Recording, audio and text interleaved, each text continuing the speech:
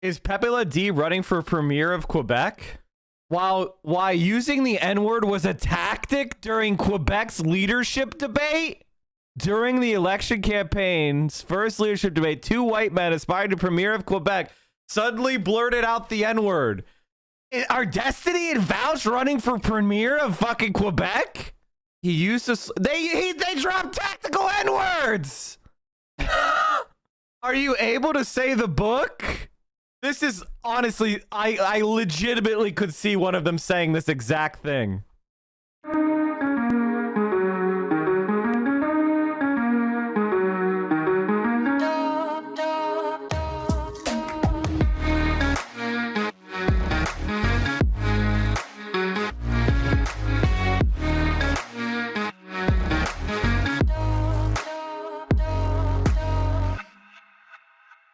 Whenever I write about a Republican politician or about the United States' own particular brand of social conservatism as exemplified by the Republican Party, my comment section and social media mentions become stuffed to bursting with Democrats. In and of itself, this is not a problem, not to mention completely expected. Donald Trump is so reviled among Democratic voters that anyone talking shit about him is their ally. And if the person bashing Trump has no immediate signifiers of their party or politics, Democrats will assume the person is one of their own. Democrats despise Trump so much that even when a Republican politician finds it in their best interest to criticize the former president, Democrats will make a mad dash to praise them, trampling over themselves like a mob at a Black Friday sale to shake that Republican's hand and extol their virtues, thanking them for their honorable service like they just returned from World War II. Despising Donald Trump is probably the morally correct position, and I share it.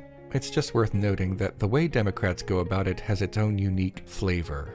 I wear my politics on my sleeve, or at least on my Twitter profile, yet people who are new to my work sometimes initially mistake me for a liberal Democrat because A, some of my videos criticize individual politicians, usually in the Republican Party, and B, Democratic voters and Republican voters have been conditioned by their own parties to disregard anything resembling a political spectrum in favor of a binary that does not contain the actual left wing. This happened as recently as my video from earlier this month, and I knew it would, so I included a line reminding any Republicans watching that their whataboutism on Obama, Biden, or either Clinton is even more meaningless if directed at me. If you have heard me say this sort of thing before in other videos, I apologize for this repetition, but it's necessary for my own sake. Social media has intensified this binary into sectarianism. Never before in human history have ordinary people had the opportunity to shout their opinions at more people at once. On paper, this is a good thing. It allows for political organizing, not to mention a diversity of political opinions touching the mainstream that might not have had that opportunity before. I certainly benefit from this, at least on some level. Unfortunately, the stewards of this political organizing are not the people themselves, but tech companies. You see, tech companies like Facebook and Twitter allow an enormous amount of misinformation and dangerous misuse of their platforms. They are not financially incentivized to stop doing this. They are not financially incentivized to ban people, to moderate misinformation, or to be responsible for their own platforms. They are incentivized to allow almost anything so long as it trends. Tech companies don't care about the vague concept of freedom of speech or the reductive concept of censorship either. They ban accounts when it is convenient to do so, and never a second before that. Social media engenders sectarianism because the moderators are asleep at the wheel, on purpose. Tech companies do not want to take responsibility. They want to take, money. So a platform like Twitter helps raise the voices of people who otherwise might not be heard, but it also raises the voices of people who have no idea what they're talking about, who spread misinformation, and who profit from a binary us versus them politics as team sports model. Their followers are invariably people who cannot see beyond the corners of their voter registration cards. This explosive sectarianism creates insular communities. On Facebook, these communities form groups, both public and private. On Twitter, the Communities feature has only recently been added, but when Twitter users refer to different communities on the platform, they are not referring to these recently branded user-moderated communities, they are referring to loosely organized affiliations. Communities that form more organically due to the platform's microblogging and retweeting apparatus. Hockey Twitter is not some members-only club about hockey, it's just what people on the platform call the unofficial community on the platform surrounding this interest. Sewing Twitter, artist Twitter, etc. There are also unofficial demographic Twitter communities like Black Twitter, Irish Twitter, and Gen Z Twitter. These communities come complete with their own major figures and important accounts, unelected and unofficial, but nonetheless significant to that community. Behold, Democrat Twitter, the most obnoxious corner of the platform. Notice I did not say worst corner of the platform. Democrats love to tell you that Republicans are worse, and admittedly they are. Congratulations, but that bar is not too difficult to clear. All right, so who is your least favorite Democrat Twitter poster? For me, it has to go Occupy Democrats. Occupy Democrats. They are the most clear fucking scammer grifters. Matty Iglesias is terrible. What's that other guy? His name's like Noah something. He blocked me a decade ago. Holy shit, they're so bad. Does socialism done left count as dem Twitter? No, that's sex pest Twitter. Sext pest Twitter. And leaping over it is not an accomplishment.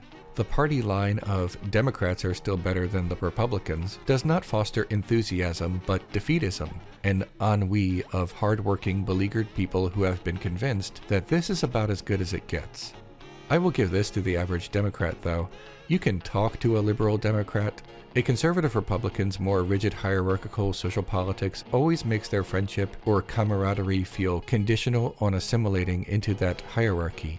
There is only so much I can say to Republicans to stop them from behaving like the Simpsons parody of themselves, but maybe Democrats will be a little more willing to take criticism and listen to someone giving them advice, even if that someone is well to the left of their party platform. So here goes, let's talk about Democrat Twitter. This should be fun. I tend to think of Democrat Twitter to having a variety of different, strains. There are people that are just like legitimately scared of Trump, and they weren't hyper political, but he kind of like got them into politics in opposition to him. You know what I mean? And they're like moms and shit. And they're like, relatively normal people that got radicalized by trying to stop Trump. Right. And those people are very worth talking to.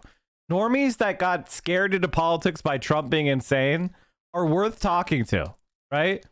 And then there are ideological liberals, ideological neoliberals. Those people are the most vile scum in the planet.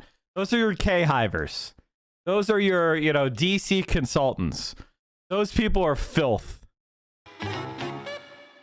Remember those major figures and de facto leaders of a Twitter community? Unfortunately for Democrat Twitter, their leaders are chosen by Democrats, and we all know how that goes.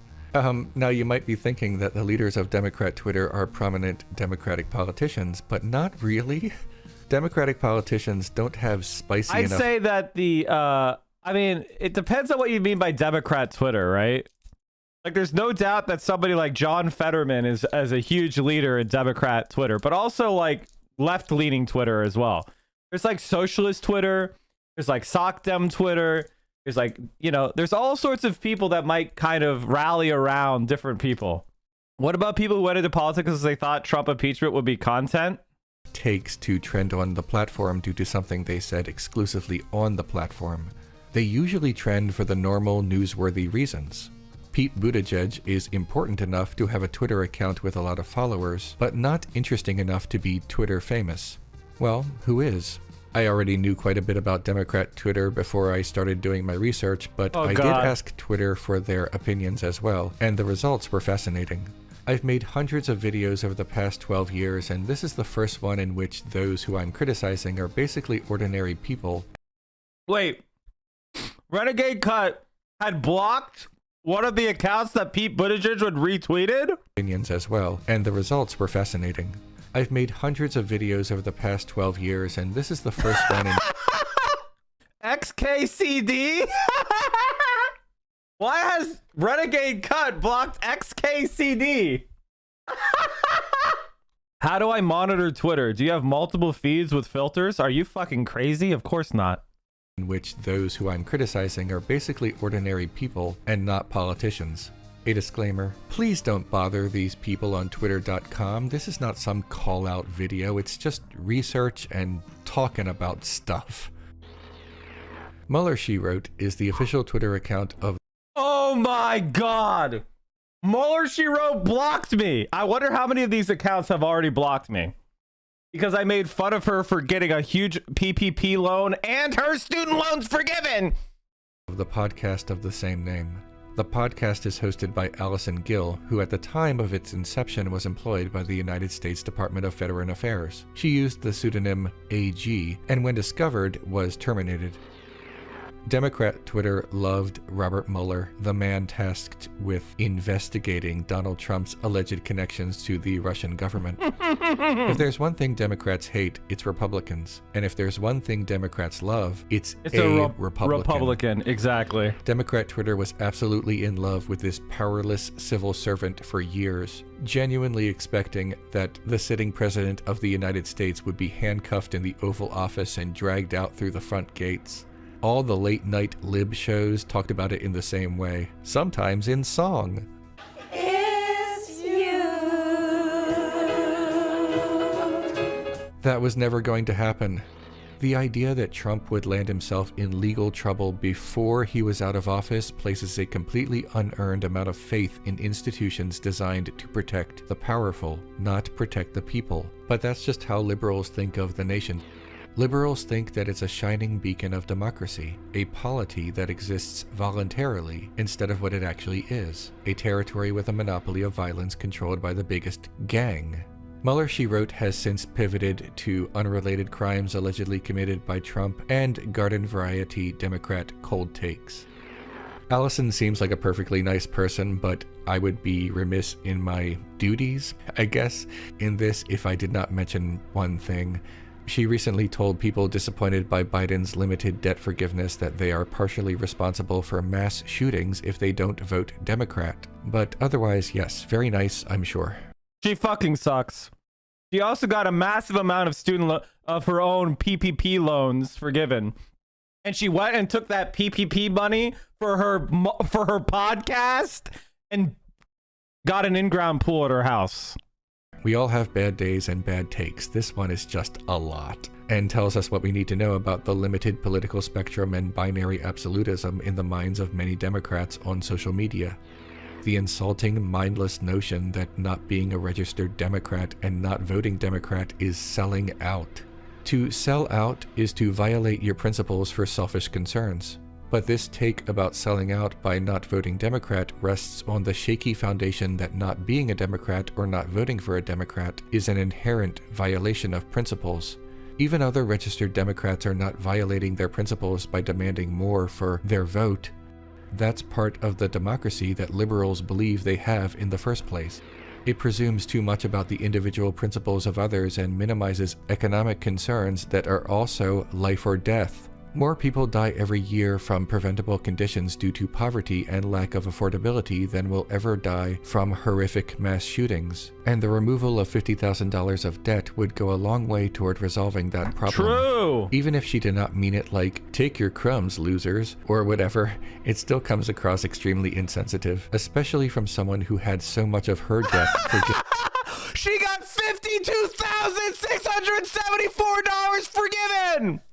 Is this a TTS bot? No, this is his actual voice. Given.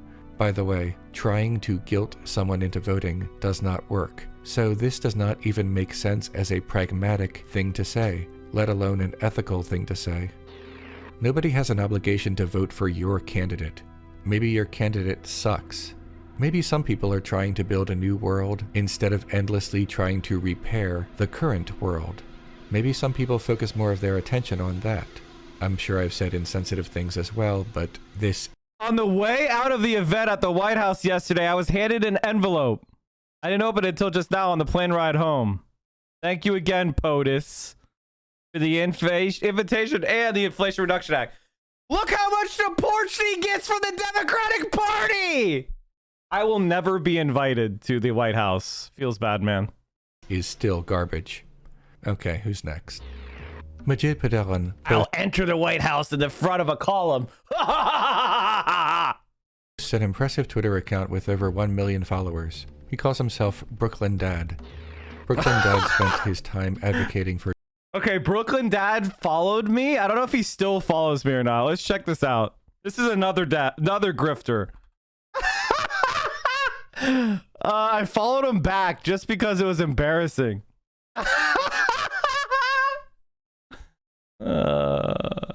For Joe Biden, demanding that Bernie Sanders drop out, and casting doubt on the women that Andrew Cuomo sexually harassed and groped.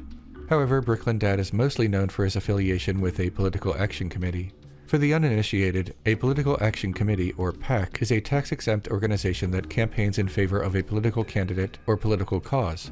After it receives its donations, the PAC then transfers a limited amount of those funds to its stated candidate or cause, and then uses the rest to advertise its candidate or cause. PACs have a history of being helpful to unions, but PACs in the 21st century largely exist to shuffle money around and get around campaign finance regulations. PACs are only superficially independent, and any declaration of PACs having only non-connected affiliation with a candidate is naive. Ever since the Supreme Court decision of Citizens United v. FEC, many of the regulations... I mean, a PAC just means that it's just an organized group of people that want to spend money on politics, and that involves like buying granola bars for canvassers, you know what I mean? Or there's a PAC in and of itself doesn't tell you anything, right? What is happening with the PAC, who funds the PAC, tells you everything. That kept PACs in some semblance of order have been rescinded. Conservative justices decided that money... Here's one of his best tweets ever. Why doesn't anyone talk about Building 7? Third building fell on 9/11, untouched by planes. Hashtag never forget. This is crazier than anything I've ever said. This is crazier than anything I've ever said. But hey, but then you just say Nancy Pelosi could do no wrong, and bam, you're in. Is free speech, a statement that would not be out of place in dystopian social fiction. So, who is Brooklyn Dad in all this? In 2021, it was discovered that a political action committee paid him over $57,000 in the 2020 election cycle and over $12,000 in the current election cycle. In total, nearly $70,000 that we know of. The Political Action Committee paying him is called Really American PAC, which sounds like something a Martian would call its covert organization on Earth, but all PACs have names like that. Really American PAC saw Brooklyn Dad's defenses of multiple criminal sex allegations and said, "What an opportunity," and started paying him tens of thousands of dollars to ramp it up on behalf of Biden. This is because Brooklyn Dad had an air of authenticity and writes his tweets with a certain flavor that might make Joe Biden seem cooler than he actually is. Brooklyn Dad has pushed back, claiming that he disclosed these payments by declaring himself a senior advisor to Really American PAC in his Twitter profile. Eventually. From his perspective, he has been upfront about these payments. However, there are two problems here. First, he changed his Twitter profile to reflect his affiliation with this PAC sometime after he started getting paid. Open Secrets shows his payments began on July 13th, 2020. The Wayback Machine on the Internet Archive shows that the next day, July 14th, he had made no such disclosure. The earliest record of his affiliation can be found around the end of the month. Second, this disclosure did not really disclose anything in the first place. Senior advisor is a meaningless title and says nothing of the reality of the relationship or compensation. He's not advising anything, he's tweeting. He's being paid to tweet pro-Biden propaganda and defend Biden from accusations in a way that appears organic and not prompted by money. But it's not organic, and it is prompted by money. He did not disclose anything meaningful by changing a word in his Twitter profile.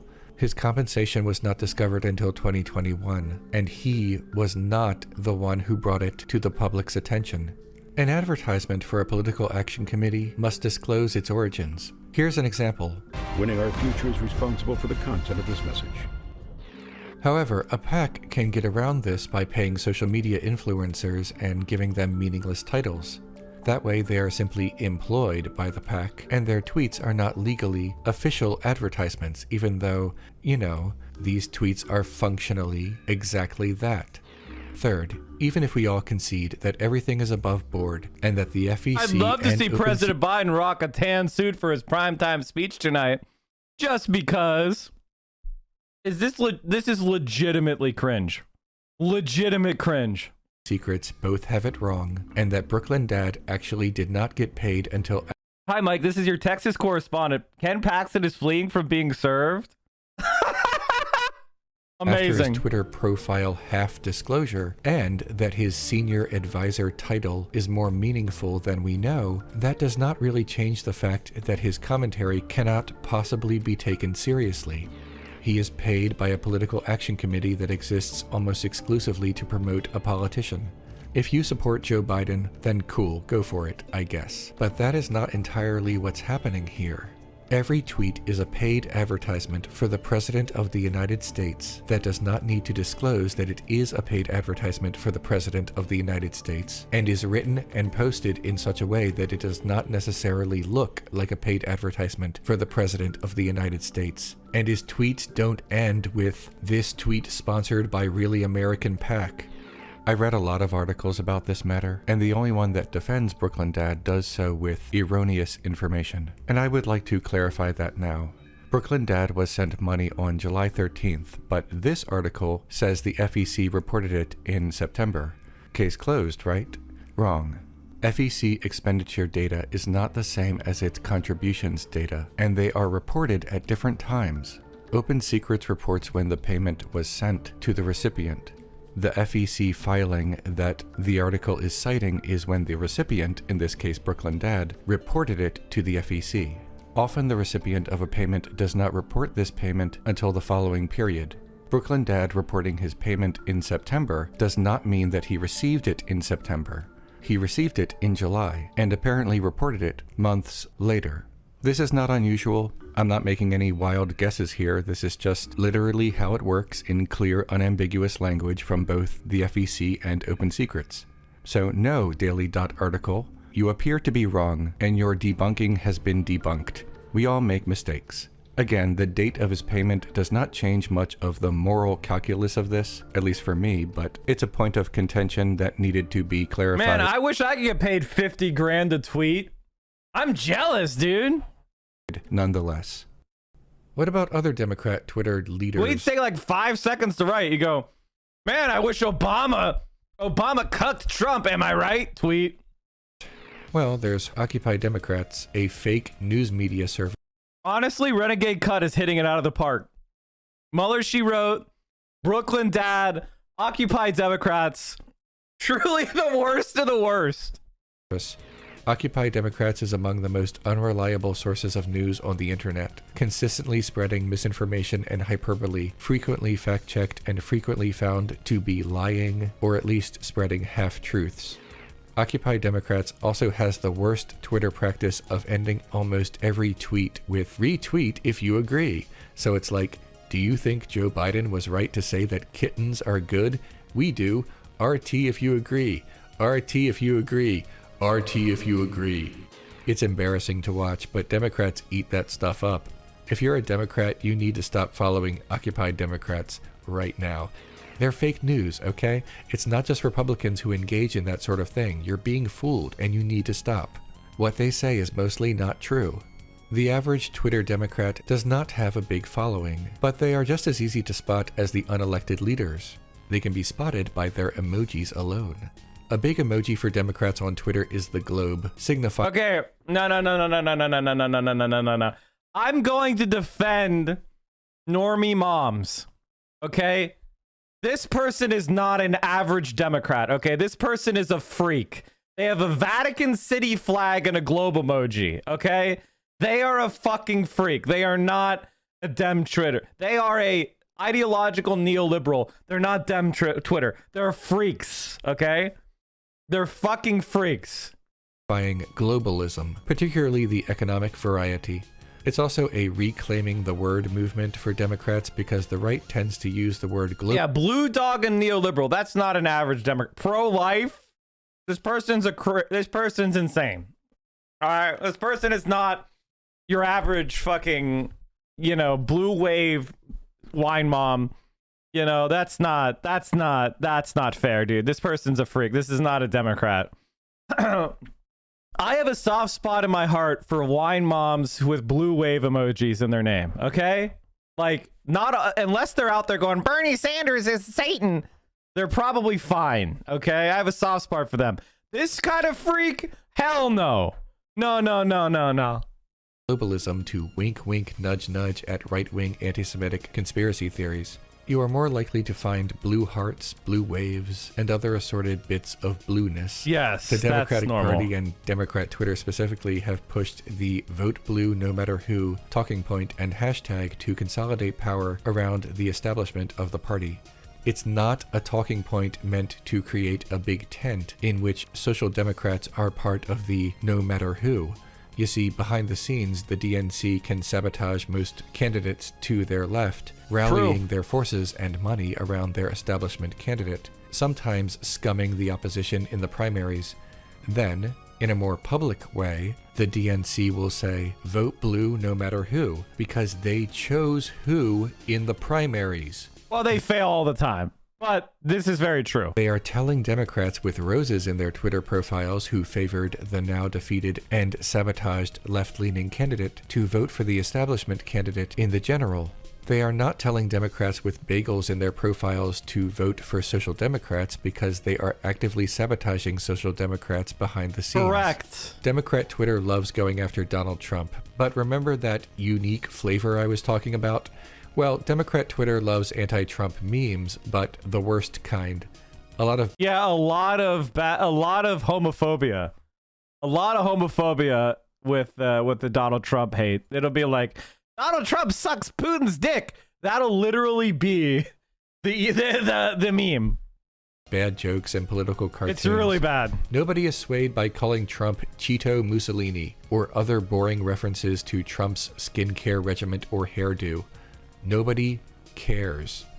This is not meaningful. It's a bunch of boomer Facebook memes populating other social media platforms. You're not going to convince anyone to drop Trump with a haircut joke, and you're just feeding Republicans who think— I don't know. I mean, I say let him do it. I say let him do it. Who cares? Who cares? Let him do it. Let him do it. that opposition to Trump is superficial, or Trump derangement syndrome, instead of what it actually is: opposition to his right-wing politics, his right-wing rhetoric, and his alleged crimes. All this, haha, Trump has small hands stuff did nothing and continues to do nothing. I mean, that had a message there. That was not just a joke. That was making fun of his small hands, but also, you know, spreading the idea that female voters are repulsed by Trump, which is largely true. I don't think there's nothing wrong with this. I don't think it's super effective or anything, but who cares? This, whatever. Who gives a shit? Let the boomers tweet this. All right, let the boomers tweet this. Who cares? Small hands stuff did nothing and continues to do nothing. Democrat Twitter thinks it has a winner with Dark Brandon, a meme about President Joe Biden awaking from his ancient slumber suddenly and without any provocation, finally addressing some of his campaign promises, but like he's just doing some basic governing because we are only a couple months away from the midterms. It's not mysterious or scary or anything. It's just the election cycle with a meme that makes Democrats look like they suddenly love fash wave. So I don't know, proceed at your own risk on this one. It's the kind of meme that can and will be weaponized by 4chan psyops. I would knock that off before it becomes something that neither the Democratic Party nor Democrat Twitter can control. This was actually started by socialists who were making fun of Brandon for being useless. And the meme was funny because it was like, can you imagine if Dark Brandon arose and he started doing things? And then for some reason, truth is even stranger than fiction, chat. People in the White House saw Dark Brandon memes and went, well, maybe we should forgive student loans. And they started sending each other Dark Brandon memes, and he actually forgave student loans. They started to feel good about themselves. They started having like energy because they saw these stupid memes. I'm not even kidding. It's true. So you know what? Again, who cares? Who cares? This is all like harmless shit to me. This is harmless shit to me. I don't care about this. So, final thoughts. Democrat Twitter is terrible. I'm sorry. No, look, I guess when you try to build an online community full of messages with imposed character limits, political parties find this extremely useful because those character limits shake out to roughly the same size as a sound bite or talking point that they want to get out there. Every tweet feels like an ad for the party, and not just from the grifters. Every bit of internal opposition, or just, reasonable pushback, is attacked by the K-hive or something because it too closely resembles criticism from the Republican Party. The loudest voices will always be promoted. Twitter is literally designed that way through its trending topics. There is little room for nuance on Twitter, and even less room in party politics. It's the perfect, unhappy marriage. I enjoyed that. If you like what I do, make sure I to enjoyed subscribe that. to my channel. Even and though click it's the an anarchist notification going, bell stop so that having you never fun. miss an episode. Also, check out my Patreon It's link. still, it was still good. See you soon. It's still good. Chad, here's the link if you want to like it yourself or follow Renegade Cut. Are you watching the stream unsubbed? You're making income inequality worse. You are doing anti-praxis. We are the only Twitch stream that will not accept scam advertisers, and I will never fuck you over by selling you crap